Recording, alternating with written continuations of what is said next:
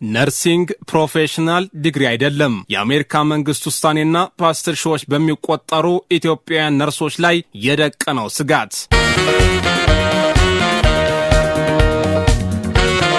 የኢትዮጵያ አሜሪካውያን ህልም አደጋ ላይ የወደቀበት ጠዋት በቨርጂኒያ ግዛት አሌክሳንድሪያ ከተማ የምትኖረው ወይዘሮ ቤተልሔም ላለፉት 8 ዓመታት በሆስፒታል የጽኑ ህሙማን ክፍል በነርስነት ስትሰራ ቆይታለች። ጠዋት ከስራ ስትወጣ የማታ ትምህርቷን ትከታተላለች። ግቧ ትምህርቷን አጠናቃ ነርስ ፕራክቲሽነሪ መሆን ነው። ይህም ማለት የራሷን ታካሚዎች የማየት የምርመርና መድኃኒት የማዘዝ ፍቃድ ያለው ከፍተኛ የሕክምና ባለሙያ መሆን ነው። ይህ ህልም እሷን ጨምሮ በአሜሪካ የሚገኙ በ10 ሺዎች የሚቆጠሩ ኢትዮጵያውያንና ትውልደ ኢትዮጵያውያን የሚጋሩት የአሜሪካ ህልም ነው። ነርሲንግ ለበርካታ ኢትዮጵያውያን ስደተኞች ከስኬት ማማ ላይ ለመውጣት ቁልፍ መሰላል ሆኖ አገልግሏል። ነገር ግን ከዋሽንግተን ዲሲ የወጣ አንድ ፖሊሲ ይህንን መሰላል ለመስበር እየዛተ ነው። በፕሬዝዳንት ዶናልድ ትራምፕ አስተዳደር አንድ ትልቅ ውብ ሂሳብ ተብሎ በታወጀው አዲስ የተማሪዎች የብድር ማሻሻያ ህግ የትምህርት መምሪያ ዲፓርትመንት ኦፍ ኤዱኬሽን ነርሲንግን ከፕሮፌሽናል ዲግሪ ዝርዝር ውስጥ አስወግዶታል። ይህ ውሳኔ በመላው አሜሪካ በሚገኙ የነርሲንግ ማህበራት ላይ እንደ መብረቅ የወረደ ሲሆን በተለይ እንደ ኢትዮጵያ አሜሪካውያን ባሉ ነርሲንግን እንደ ዋነኛ የሙያ ዘርፍ በያዙ ማህበረሰቦች ውስጥ ከፍተኛ ቁጣና መደናገጥን ፈጥሯል። ውሳኔው በትክክል ምን ማለት ነው? ነገሩን በቀላሉ ለማስቀመጥ የአሜሪካ የትምህርት መምሪያ በተማሪዎች ብድር ዙሪያ አዲስ ደንብን እያወጣ ነው። ይህ የተማሪ ብድር ክፍያ እርዳታ ዕቅድ ተብሎ የተሰየመው አዲስ ስርዓት ተማሪዎች በዓመት ሊበደሩ የሚችሉትን የገንዘብ መጠን ይገድባል። በዚህ ዕቅድ መሰረት የድህረ ምረቃ ተማሪዎች በዓመት እስከ $20,500 ብቻ መበደር ይችላሉ። የፕሮፌሽናል ዲግሪ ተማሪዎች ደግሞ በዓመት እስከ $50,000 መበደር ይችላሉ። ችግሩ የተፈጠረው እዚህ ላይ ነው። የትምህርት መምሪያው ፕሮፌሽናል የሚባሉት እነማን ናቸው የሚለውን ሲተነትን ነርሲንግን ከዝርዝር ውስጥ አስወጥቶታል።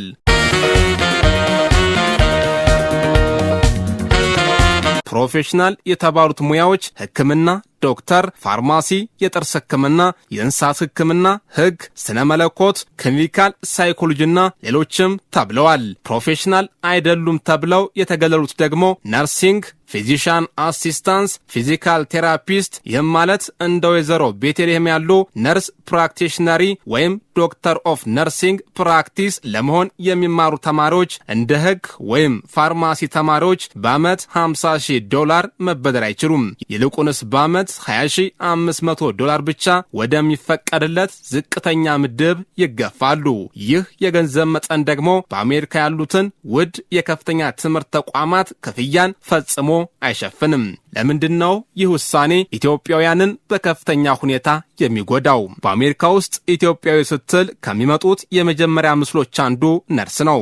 ከ1970ዎቹ ጀምሮ በተለይ ከደርግ ዘመን ማብቂያ በኋላ በሺዎች የሚቆጠሩ ኢትዮጵያውያን ወደ አሜሪካ ሲሰደዱ የነርሲንግ ሙያ የተረጋጋ ገቢ፣ ማህበራዊ ክብርና አስተማማኝ የሥራ ዋስትና የሚሰጥ እንደ ዋነኛ የሙያ ዘርፍ ታይቷል። ልጄ ነርስ ናት ወይም ባለቤቴ ነርስ ነው የሚለው አባባል በኢትዮጵያ አሜሪካውያን ማህበረሰብ ውስጥ ትልቅ የኩራት ምንጭ ነው። በአሁኑ ወቅት በሚኒሶታ፣ በዋሽንግተን ዲሲ፣ በቴክሳስ፣ በካሊፎርኒያና በአትላንታ በሚገኙ ሆስፒታሎች ውስጥ የኢትዮጵያውያን ነርሶች ቁጥር እጅግ ከፍተኛ ነው። ነገር ግን የኢትዮጵያውያን ስኬት በሆስፒታል ነርስነት ብቻ አላበቃም። ላለፉት 10 ዓመታት በርካታ ኢትዮጵያውያን ነርሶች ትምህርታቸውን በመቀጠል አንደኛ ነርስ ፕራክቲሽነሪ በመሆን የራሳቸውን ታካሚዎች እያዩ መድኃኒት እያዘዙ ነው። ሁለተኛ ዶክተር ኦፍ ነርሲንግ ፕራክቲስ በመሆን በሆስፒታሎች ውስጥ ከፍተኛ የአመራር ቦታዎችን እየያዙ ነው። ሶስተኛ በነርሲንግ PhD በመስራት በቀጣይ ትውልድ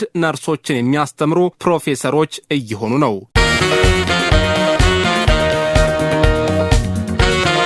ይህ አዲሱ የትራምፕ አስተዳደር ፖሊሲ በቀጥታ ይህንን የእድገት መሰላል ነው የቆረጠው። ዝቅተኛ የብድር ጣሪያ ሲጣል ትምህርታቸውን መቀጠል የሚችሉት ወይም ከፍተኛ ጥሬ ገንዘብ ያላቸው ወይም ደግሞ ከግል አበዳሪዎች በከፍተኛ ወለድ ለመበደር የሚገደዱት ብቻ ይሆናሉ።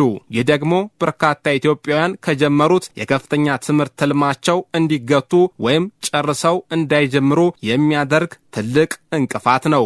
የቁጣው መነሻ ይህ ንቀት ነው። የአሜሪካ የነርሶች ማህበር ውሳኔውን በጽኑ አውግዞታል። የማህበሩ ፕሬዝዳንት ጄኒፈር ሜንሲክ ኬኔዲ በሰጡት መግለጫ ነርሶች የጤና አጠባበቅ ስርዓታችን የጀርባ አጥንት ናቸው። ሀገራችን በታሪካዊ የነርስ እጥረትና በከፍተኛ የጤና አገልግሎት ፍላጎት ውስጥ ባለችበት ሰዓት ነርሶች የከፍተኛ ትምህርት ብድር እንዳያገኙ መገደብ የታካሚ እንክብካቤ መሰረትን ማናጋት ነው ብለዋል። ቁጣው ከማህበራት አልፎ በግለሰብ ደረጃም ተገልጿል። አይቪሲስ ባይዘሲስ በተባለ የቲክቶክ አካውንት የምትታወቀው አንዲት ነርስ በምሬት እንዲህ ስትል ጽፋለች። 10 ዓመታትን የፈጀ ትምህርት፣ $210,000 የተማሪ ብድር ዕዳ፣ 15 ዓመታት ድንገተኛ ክፍልና በአደጋ ክፍል ውስጥ ያገለገልኩበት ልምድ፣ ይህም ሌሊት 3 ሰዓት ላይ ዶክተሮች ስህተት እንዳይሰሩ መከላከልን ይጨምራል እና አሁን ዲግሪ ፕሮፌሽናል ዲግሪ አይደለም ተብሏል። በጣም ጥሩ። የስሜት ሙያዊ ንቀት እንደተፈጸመባቸው በሚያምኑ በሚሊዮን የሚቆጠሩ ነርሶች ዘንድ እየተጋራ ነው። በጆርጅ ዋሽንግተን ዩኒቨርሲቲ የጤና ፖሊሲ ፕሮፌሰር የሆኑት ፓትሪሺያ ፒትማን ለኒውስ ዊክ እንደተናገሩት ይህ ለነርሲንግ ሙያ ጉሮሮን ያነቀ ውሳኔ ነው። መንግስት ነርሶችን በስራቸው ለማቆየት በሚተጋበት በዚህ ሰዓት እንዲህ አይነት የብድር ገደብ መጣሉ ትምህርትን የሚዘጋ ትልቅ እንቅፋት ነው። በምሳሌያዊ ደረጃም ለሙያቸው እውቅና ለማግኘት በጽናት የታገሉ ነርሶችን በጥልቀት መስደብ ነው ብለዋል። የትምህርት መምሪያው አስደንጋጭ ምላሽ። ይህ የሐሰት ዜና ነው። የነርሲንግ ማህበረሰቡ በዚህ ውሳኔ ሲናወጥ የትምህርት መምሪያው የሰጠው ምላሽ ግን ጆሮ ዳባ ልበስ አይነት ነበር። የመምሪያው የከፍተኛ ትምህርት ፕሬስ ሴክሬታሪ የሆኑት ኤለን ኪስት ለኒውስ ዊክ በሰጡት ምላሽ ይህን ሁሉ ቁጣ የሐሰት ዜና ሲሉ አጣጥለውታል። እንዲህም ብለዋል። የትምህርት መምሪያው ፕሮፌሽናል ዲግሪ ምን እንደሆነ የሚገልጽ ለ10 ዓመታት የጸና ወጥ የሆነ ትርጉም አለው። አንዳንድ ዩኒቨርሲቲዎች በግብር ከፋዩ ገንዘብ ሲጋልቡበት የነበረው ያልተገደበ የትምህርት ክፍያ በመቋረጡ ብቻ ተኩላ መጣ እያሉ ቢጮሁ አያስገርመንም። የምላሽ እሳቱ ላይ ቤንዚን መጨመር ነበር። የመምሪያው መከላከያ ነጥብ እኛ አዲስ ነገር አላደረግንም፣ ከ1965 ጀምሮ በነበረው ሕግ ነርሲንግ በፕሮፌሽናል ዲግሪ ዝርዝር ውስጥ በግልጽ አልተቀመጠም የሚል ነው። ነገር ግን ተቺዎች እንደሚሉት ያ አሮጌ ሕግ ዝርዝር በእነዚህ ብቻ የተወሰነ አይደለም የሚል ክፍት በር ነበረው። አሁን ግን ይህ ፕሮፌሽናል የሚለው ቃል በአዲሱ የብድር ገደብ ምክንያት ለመጀመሪያ ጊዜ የእውነት ጥርሱን ያሳየ በመሆኑ ነርሲንግን አለማካተቱ በቀጥታ ሙያውን እየጎዳ ነው። ይህ ውሳኔ ከቀጠለ ምን ይከሰታል? የዶሚኖ ሰንሰለት። በጆን ሆፕኪንስ ዩኒቨርሲቲ የነርሲንግና የጤና ቢዝነስ ፕሮፌሰር የሆኑት ኦልጋ ያኩሼቫ ይህ ውሳኔ የሚያስከትለውን የሰንሰለት ተጽዕኖ እንዲህ ያስረዳሉ። አንደኛ፣ የከፍተኛ ባለሙያዎች እጥረትን ይፈጥራል። በቂ የገንዘብ ድጋፍ ሲያጡ ጥቂት ነርሶች ብቻ ወደ ከፍተኛ ትምህርት ይገባሉ። ይህ ማለት ደግሞ ውስብስብ ምርመራ ማድረግና መድኃኒት ማዘዝ የሚችሉ ሆስፒታሎች የሚመሩና ምርመራ የሚሰሩ ባለሙያዎች ቁጥር ይቀንሳል። ሁለተኛ፣ የነርስ እጥረቱ ይባባሳል። ነርሶች የሚያስተምሩት ፕሮፌሰሮች ቢያንስ በማስተር ወይም የዶክትሬት ዲግሪ ሊኖራቸው ይገባል። የእነዚህ ፕሮፌሰሮች ቁጥር ሲቀንስ የነርሲንግ ትምህርት ቤቶች መቀበል የሚችሉት የተማሪ ቁጥር ይቀንሳል። ይህ ደግሞ አሁን ያለውን የነርስ እጥረት መቼም የማይፈታ ቀውስ ውስጥ ይከተዋል። ሶስተኛ፣ በገጠርና ችላ በተባሉ አካባቢዎች የጤና አገልግሎት ይጎዳል። በበርካታ የአሜሪካ የገጠር አካባቢዎች በዶክተር እጥረት ምክንያት የመጀመሪያ ደረጃ የጤና አገልግሎት የሚሰጡት ነርስ ፕራክቲሽነሮች ናቸው። እነሱን የሚያመርተው የትምህርት መስመር ሲዘጋ እነዚህ ማህበረሰቦች አገልግሎት አልባ ይሆናሉ። አራተኛ፣ በውጭ ሀገር ነርሶች ላይ ጥገኝነት ይጨምራል። ፕሮፌሰር ያኩሼቫ እንደሚሉት በሀገር ውስጥ የሚመረተው የነርሱ ቁጥር ሲቀንስ ሆስፒታሎች የሰው ኃይል ክፍተታቸውን ለመሙላት ከሌሎች ሀገራት ነርሶች ለማስመጣት ይገደዳሉ። ከገንዘብ በላይ የእውቅና ጥያቄ። ይህ አዲስ ደንብ ተግባራዊ የሚሆነው ከጁላይ 1 2026 ጀምሮ ነው። ይህ ማለት የነርሲንግ ማህበራትና ዩኒቨርሲቲዎች ውሳኔውን ለማስቀየር የሚታገሉበት ጊዜ አላቸው ማለት ነው። ነገር ግን ለወይዘሮ ቤተልሔምና እሷን ለመሰሉ በ10 ሺዎች ለሚቆጠሩ ኢትዮ አሜሪካውያን ጥያቄው ከብድር ጣሪያ በላይ ነው። ጥያቄው በአስቸጋሪ የኮቪድ-19 ወረርሽኝ ወቅት ግንባር ቀደም ሆነው በየቀኑ ድንገተኛ ክፍል ውስጥ የሰዎችን ሕይወት ለማትረፍ የሚዋደቁ ባለሙያዎች ፕሮፌሽናል አይደላችሁም ብሎ እንደመፈረጅ ነው።